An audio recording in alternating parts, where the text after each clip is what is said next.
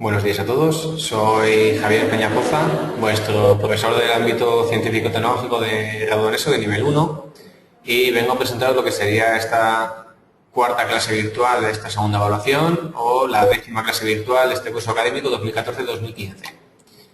En ella vamos a ver el tema 2 de la asignatura de tecnología del bloque temático 2, la madera, los temas 7 y 8 de matemáticas del bloque temático 3, los poliedros y los cuerpos redondos, donde veremos algunas figuras geométricas y el cálculo tanto de su área como superficie, como su volumen. Y también vamos a ver en último lugar el tema 3 del bloque temático 2 de la asignatura de ciencias naturales, la luz y el sonido. Bueno, pues como viene siendo habitual en este tipo de clases virtuales, vamos a empezar por la asignatura de tecnología.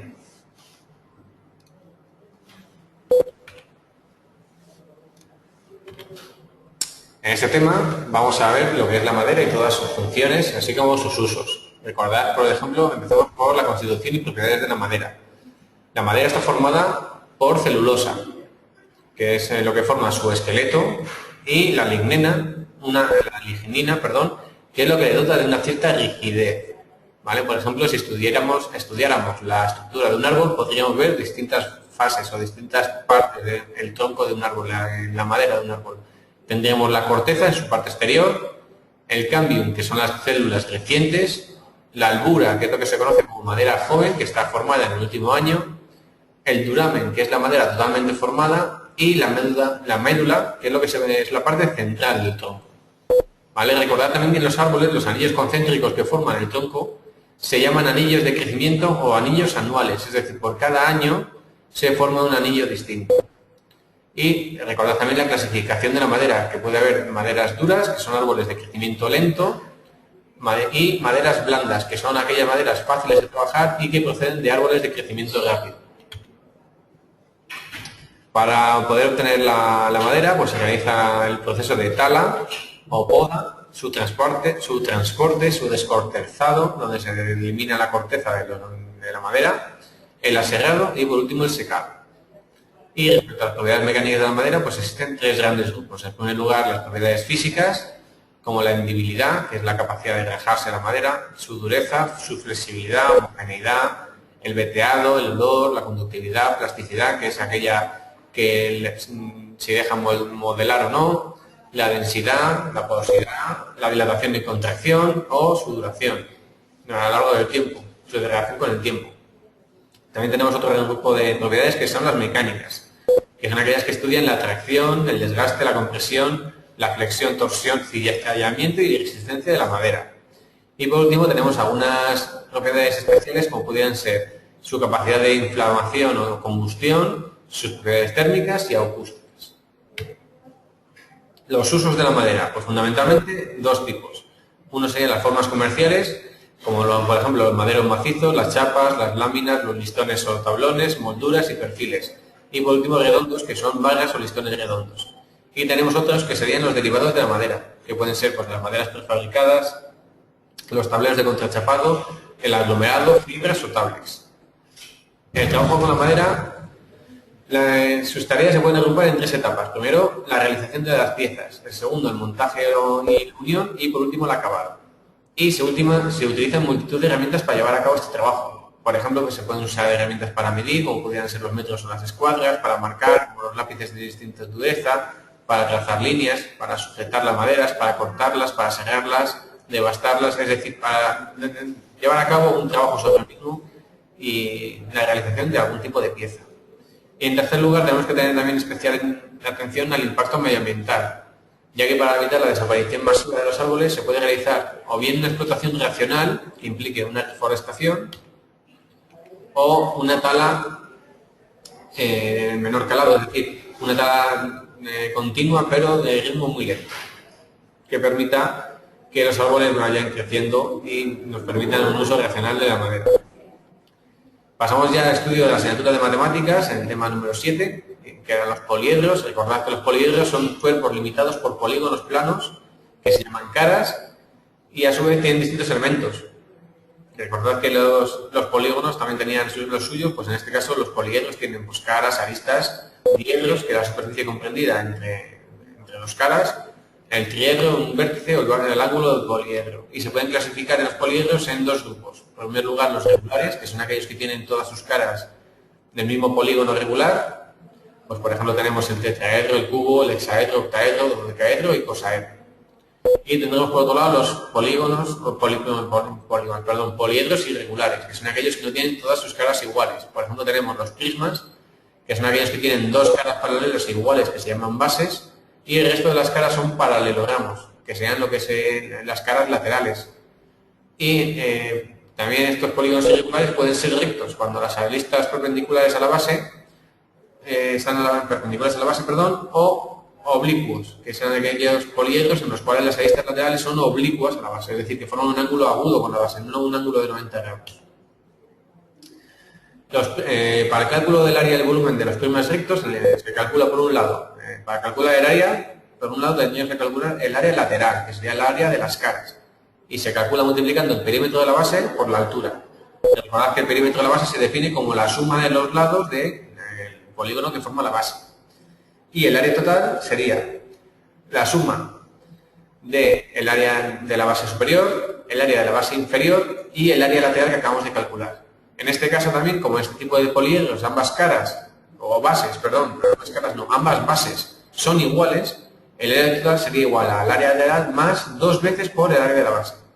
Y recordad que para calcular el área de la base se puede utilizar o bien la fórmula desarrollada para cada uno de los polígonos o la fórmula genérica que dice que el área de cualquier polígono regular es igual al perímetro por su apotema partido por 2. Y por último, para poder calcular el volumen de un prisma, pues lo que tenemos que hacer sería multiplicar el área de la base por la altura de ese prisma. En el caso de los paralelepípedos, el prisma es aquel prisma cuyas bases son paralelogramos. Y el caso de la pirámide es un poliedro especial que tiene un único polígono como base y el resto de sus caras son triángulos que se unen a un vértice común. En este caso, el cálculo del área lateral será el perímetro por apotema partido por 2, el área total será el perímetro por apotema partido por 2 más el perímetro por apotema partido por 2 y el volumen sería el área de la base multiplicado por la altura y dividido por 3. Pasamos ahora al tema 8, que serían los cuerpos redondos, donde fundamentalmente vamos a centrar nuestro estudio en el cilindro, en el cono y la esfera. Para calcular la superficie del área total del cilindro, lo que habría que hacer es multiplicar 2 por pi por r por h más 2 por pi por r al cuadrado.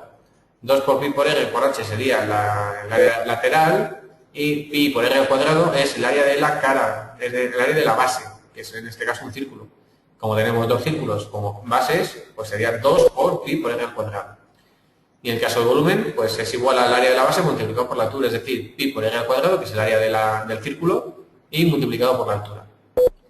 Para el cálculo del área del cono, el área lateral se obtiene multiplicando pi por r por g, donde g no es la aceleración de la gravedad, que es una constante, sino que g es la generatriz, es decir, la distancia entre el vértice común del cono y cualquiera de los puntos de la circunferencia que forma la base. El área total será igual a pi por r por g, que es el área lateral, más el área de la base, que es un círculo, por lo tanto pi por r elevado al cuadrado. Y por último, para cálculo del volumen, lo que multiplicamos es el área de la base por la altura y lo que obtengamos lo dividimos entre 3. El último de los cuerpos redondos a estudiar va a ser la esfera, cuyo área o superficie se calcula multiplicando 4 por pi por r al cuadrado y el volumen es igual a 4 tercios por pi por r elevado al cubo. ¿Vale? En este caso recordad siempre que las superficies o áreas se miden en centímetros o metros elevados al cuadrado. Muy importante siempre poner las unidades de lo que estamos obteniendo o de lo que estamos calculando. Y los volúmenes siempre se medirán en centímetros o metros elevados al cubo. Es decir, la unidad de medida elevado al cubo. Una vez comentado esto, pasamos ya directamente al estudio del tema 3 de ciencias naturales, que era recordar la luz y la velocidad o la electricidad. La luz es aquella ciencia que estudia los fenómenos relacionados con ella y se denomina óptica. Existen dos tipos de óptica, la óptica geométrica, que es la que estudia los fenómenos de reflexión y refracción de la luz, y la óptica física, que es la que estudia los fenómenos propios de la luz. De esta forma, a partir de su comportamiento respecto a la luz de los distintos materiales, se pueden clasificar como materiales transparentes, que son aquellos que dejan pasar la luz al 100%, luego aquellos materiales son opacos, que son aquellos que no permiten el paso de la luz, y los translúcidos, que son aquellos que dejan pasar la luz, pero no permiten ver con claridad a través de ellos. El color de los cuerpos también hay que tener en cuenta que viene dado por el color que no absorben y que por tanto reflejan sobre la retina humana. Es decir, que cuando nosotros vemos un objeto de color naranja, no es que el objeto sea naranja, sino que el objeto absorbe todos los colores excepto el naranja, que es el que refleja y el que detecta en nuestra retina. Las leyes básicas de la óptica geométrica son que la luz se propaga en línea recta, que cuando un rayo incide sobre una superficie se refleja de manera que el ángulo de incidencia es igual al ángulo de reflexión, y por último que cuando un rayo atraviesa dos medios distintos, el rayo sufre refracción. En el caso de la reflexión de la luz, ocurre siempre que un rayo alcance una superficie y cambie de dirección. En este caso, en este tipo de reflexiones, lo que tenemos que conocer son varios elementos como el punto de incidencia, que es aquel punto donde incide, donde choca el rayo, que es la normal, el ángulo de incidencia o el ángulo de reflexión, ¿vale? Conviene que seáis capaces de identificar o de explicar cuáles son cada uno de esos elementos. Y respecto a la refracción de la luz, es aquel proceso que ocurre es aquel proceso que provoca un cambio de dirección en un rayo que pasa de un medio transparente a otro medio transparente distinto.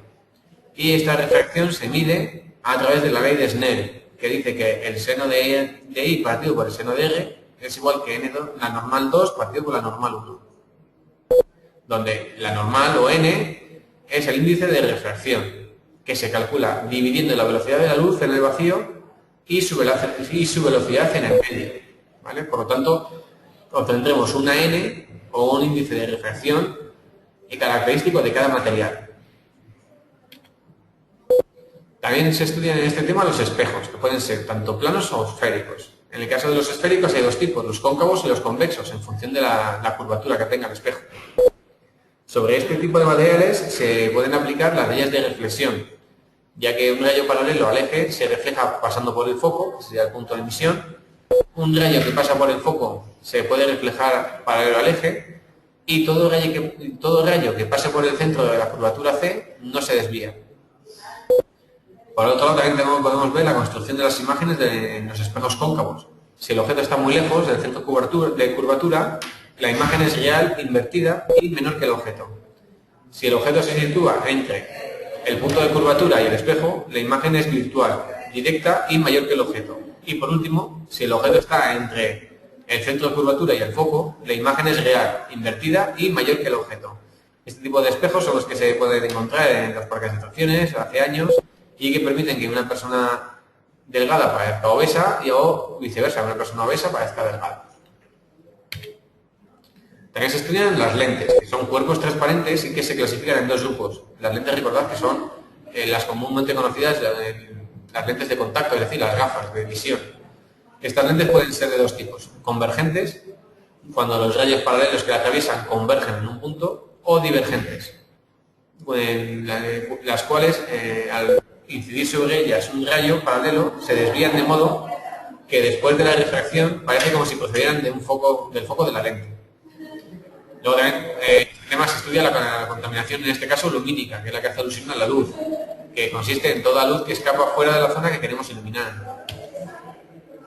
Y también se estudian los fenómenos ondulatorios, que se basan en varios tipos de ondas. Las ondas pueden ser o transversales, donde las partículas vibran en vertical y perpendicularmente a la dirección de propagación de la onda, o longitudinales, que son aquellos casos en los que las ondas vibran en la misma dirección que la propagación de la onda. También existen una serie de magnitudes respecto a las ondas que deberíais de conocer, como pudieran ser el período, que es el tiempo empleado en dar una oscilación completa y se representa con una T mayúscula, y se mide en segundos en el sistema internacional. La frecuencia se define como la inversa del período, se representa con una F minúscula. Su unidad en este caso es el hercio, ¿vale? Y la frecuencia también se conoce como ciclos por segundo.